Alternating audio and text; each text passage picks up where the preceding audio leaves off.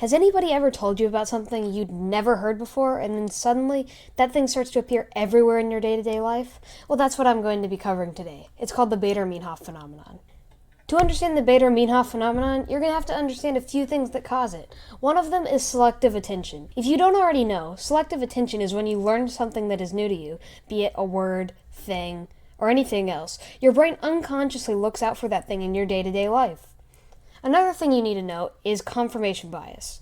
Confirmation bias is basically interpreting new information to confirm existing beliefs or theories. So, the Baader-Meinhof phenomenon is, you learn about something new, then your brain is actively seeking this thing out, and confirmation bias allows you to think that that thing is very recent, when in fact it is not, every time you see this thing. For example, you and your friend are sitting at a table, eating pizza from Papa John's. Your friend remarks on how, everywhere I go, I see Papa John's. You'd never really thought about it before. This is where the phenomenon begins, with you hearing something you had never previously thought before. You go on with your daily routine, but you seem to notice that there are a lot more Papa John establishments than you'd ever seen before. This is selective attention, since your brain recently heard about how there are a bunch of Papa John's locations. It specifically notices. You think to yourself, my friend was right. These things are everywhere now.